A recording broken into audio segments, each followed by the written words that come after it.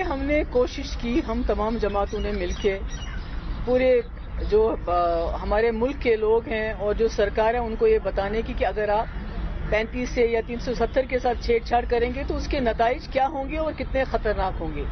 हमने अपील भी की, हमने मिन्नतें भी की, पर अभी तक बदकिस्मती से गवर्नमेंट ऑफ इंडिया की तरफ से कोई रिस्पांस नहीं आ रहा है, कोई एश्योरेंस नहीं आ रही है कि जो जम्मू कश्मीर में इस वक्त सारा माहौल बिगड़ा हुआ है, लोग घबराए हुए हैं। Government of India is not, they are not bothered कि कोई बात करें, कोई लबकुशाई हो, कोई मुंह खोल के बताएं कि भाई कोई बात नहीं है, सब कुछ ठीक ठाक हो जाएगा। और आज हमने जो हमारी तमाम जमातें हैं, पीडीपी, नेशनल कॉन्फ्रेंस जो है, पीसी है, पीडीएफ है, बाकी भी जितने भी हमारे जमात हैं, इंडिपेंडेंस हैं, शाह फैसल साहब की जमात है, तारिक आमी साहब, हम सब ने एक फैसला किया था कि हम कहीं मिल बैठ के कुछ बात करेंगे आपस में, और इसलिए हमने एक होटल का इंतखाब किया था 6 बजे के लिए। पर अनफॉर्चुनेटली पुलिस ने उनको तमाम, मैंने सुना है कि होटल्स को एडवाइजरी जारी की है कि आप किसी भी पॉलिटिकल पार्टी की मीटिंग यहाँ नहीं होने देंगे।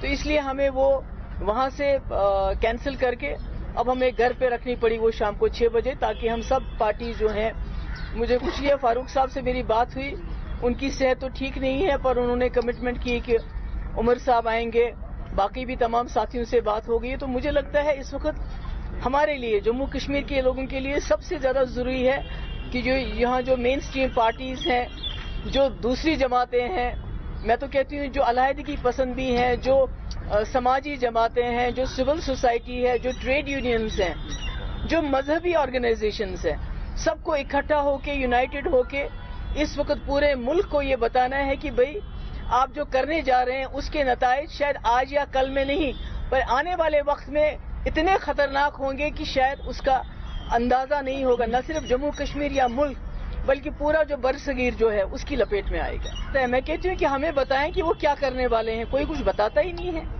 यहाँ इतना पैनिक है, इतनी घबराहट है लोगों में, तो ये तो समझ नहीं आता है कि हमने आज से 70 साल पहले इतने बड़े मुल्क के साथ इतनी मुश्किलात के बावजूद हाथ मिलाया, कुछ सोच समझ के, और आज हमारे साथ ये हो रहा है। तो मुझे लगता है इसके नताइज बहुत ही खराब होंगे, खतरनाक होंगे पूरे मुल्क के लिए, पूरे बरसगीर के लिए। आज जब हम सारी तमाम जमातें बैठ के, जो हमने फैसला किया है तमाम जमातों ने, हम बैठ के कोई बात करेंगे, कोई फैसला करेंगे कि हमें क्या करना चाहिए आगे चल के।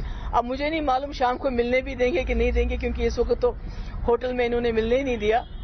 उनको एडवाइजरी जारी की कि भाई आप होटल, किसी भी होटल में कोई पॉलिटिकल जो है पार्टी की मीटिंग नहीं होने देंगे। तो अब पता नहीं शाम को 6 बजे रखी है, अल्लाह ताला बेहतर जानता है कि क्या होगा। आपकी कोई बात? मेरा ख्याल है कि आप भी यहाँ जो है इस वक्त यहाँ इस जम्मू कश्मीर के रहने वाले बाशिंदे हैं, आपको भी कोशिश करनी चाहिए इस वक्त कि हम तमाम, बजाय इसके कि जमातों के बीच में कोई इख्तिलाफ पैदा करने के बजाय, कोशिश करनी चाहिए कि हम तमाम जमातें एक दूसरे को सवाल जवाब के दायरे में खड़े करने के बजाय एक दूसरे के साथ हाथ मिला के इस वक्त इस आफत का मुकाबला करें। खुदा ना खास्ता जो जम्मू कश्मीर के ऊपर इस वक्त आफत तारी हो रही है, उस मुसीबत से बड़ी शायद कोई मुसीबत नहीं हो सकती। जो बॉर्डर पे हो रहा है, जहां हमने सुना कि कई सिविलियन कैजुअलिटीज हुई हैं, वो बहुत ही बुरा है, कंडेमनेबल है। क्लस्टर बॉम्ब्स का भी हम सुनते हैं कि इस्तेमाल हो रहा है, बहुत बुरा है। ये काम तो इसराइल का है, ये काम तो जो हमारा मुल्क तो गांधी का मुल्क है, तो यहाँ तो ये काम नहीं होते हैं। तो अगर हो रहे हैं तो मुझे लगता है बहुत बुरा है। उनसे हमारी बात हुई तो उन्होंने एग्री किया कि वो हमें हॉल दे देंगे, ग्रैंड मुमताज की बात है। और भी जगह हम ट्राई कर रहे थे तो उन्होंने इकरार कर लिया। उसके बाद कुछ देर के बाद ही जो ही हमने सबको इन्फॉर्म करना शुरू कर दिया तो उनका फोन आया कि मेरे पास पुलिस के लोग आए, उन्होंने कहा कि भाई एक एडवाइजरी जारी की कि आप एक तो टूरिस्ट को रहने के लिए जगह नहीं देंगे, उनको यहाँ से निकल जाना है, और दूसरा किसी भी पॉलिटिकल पार्टी की मीटिंग आप होटल में नहीं होने देंगे। देखिए, ये बहुत बुरा है कि पहले तो इन्होंने जो सेपरेटिस्ट हैं उनके साथ जो करना था वो कर लिया। अब ये जो मेन स्ट्रीम पार्टीज हैं उनके खिलाफ बहुत सारे हथकंडे इस्तेमाल कर रहे हैं, जैसे कि जो ही ऑल पार्टी मीटिंग का इशारा मिला तो फारूक साहब को चंडीगढ़ लेके गए। यानी अब ये करप्शन को एज अ टूल इस्तेमाल करना चाहते हैं, यहाँ पॉलिटिकल पार्टीज के खिलाफ क्रैकडाउन्स कर रहे हैं, हमारे वर्कर्स को हरासा कर रहे हैं, उनको थानों में बुला रहे हैं, कहीं कहीं पे बंद भी कर रहे हैं। घरों में जो सिक्योरिटी हटा रहे हैं, मेन स्ट्रीम जो पार्टीज हैं जिनके कहीं घर हैं, कईयों की सिक्योरिटी हटाई गई, उनको वल्नरेबल बना रहे हैं कि कल को अगर लोगों में गुस्सा हो, वो बजाय सेंटर के खिलाफ ना जाए, वो मेन स्ट्रीम पार्टीज के खिलाफ जाए और खुदा ना खास्ता यहाँ खाना जंगी जैसा माहौल बने। ये बड़ा सिनिस्टर डिजाइन इस वक्त जो भी है, it's a very sinister design that's going on.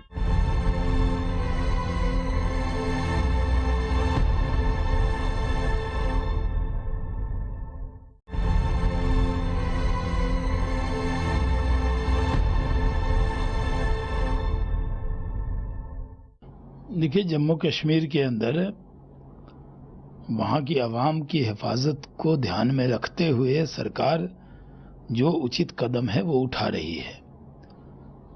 जो सरकार के पास इंटेलिजेंस की इनपुट होती है उसके आधार पर सेफ्टी और सिक्योरिटी को ध्यान में रखकर फैसला लेती है। वहाँ अपने ही देश की सेना और पैरामिलिट्री फोर्स अगर पहुंचती है तो उन लोगों को क्यों इतराज है जो लोग अपने को भारत का नागरिक मानते हैं। जो कश्मीरी हैं उनका कोई बाल बांका न करे, इसकी फिक्र हमें है। इसलिए वहाँ पर पैरामिलिट्री फोर्स गई है। जो आतंकी हैं, अलगाववादी हैं, उनको डरने की ज़रूरत है, न कि ज़रूरत है मुल्क से मोहब्बत करने वालों को डरने की। किसी को डरने की ज़रूरत नहीं है। अब महबूबा मुफ्ती और उमर अब्दुल्ला और कांग्रेस की फैलाई हुई अफवाह पर किसी कश्मीरी को ध्यान देने की जरूरत नहीं है। देखो, दिक्कत एक है ना, कांग्रेस पार्टी ने जो किया आज उसका नतीजा है कि कश्मीर में आतंकवाद और अलगाववाद फला फूला।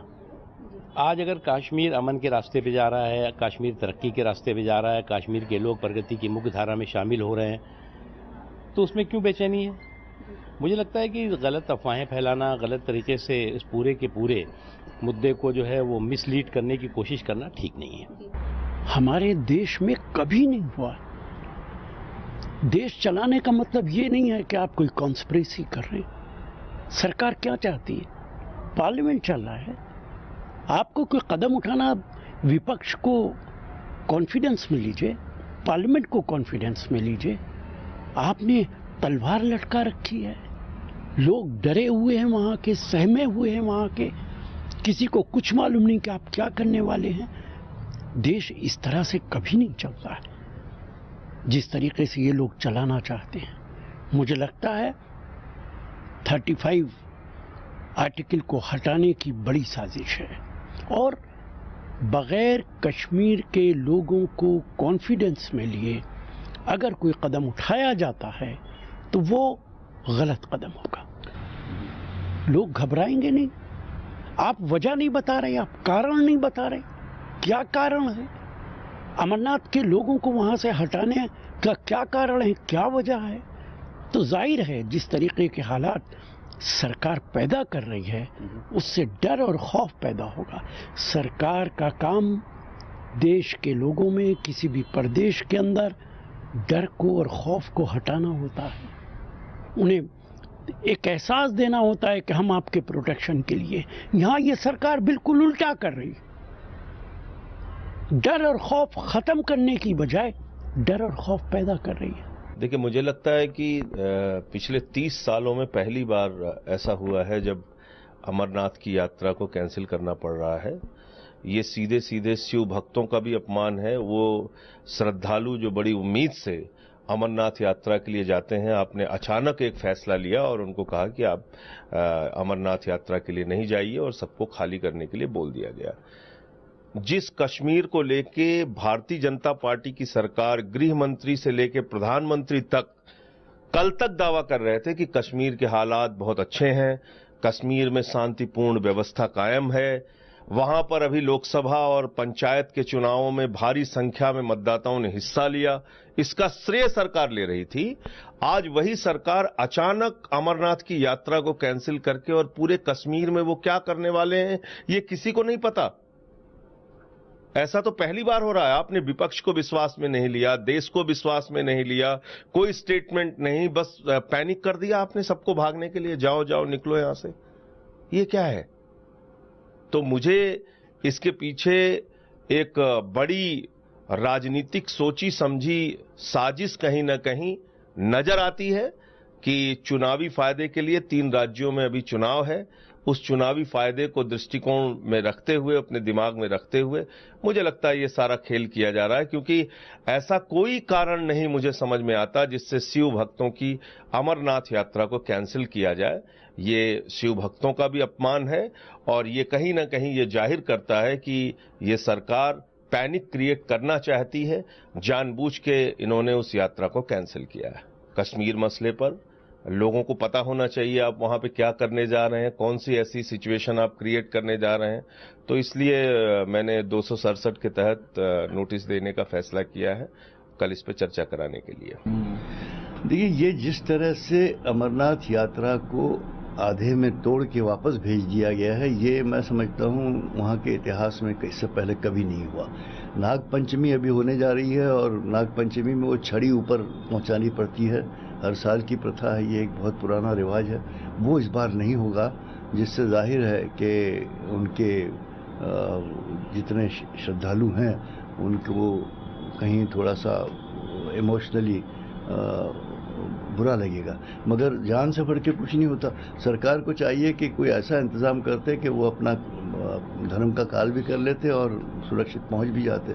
लेकिन आज वहाँ हालात ऐसे बने पड़े हैं कि न सिर्फ यात्रियों को वापस जाने के लिए कहा गया है, पर्यटनों को भी जाने के लिए वापस कहा गया है, छात्रों को भी वहाँ जाने के लिए कहा गया है, बल्कि विश्व भर में ये खबर फैली है कि ऑस्ट्रेलिया, इंग्लैंड और दूसरे कंट्रियों में भी वहाँ पर एडवाइजरी जारी किए गए हैं कि कोई जम्मू कश्मीर न जाए।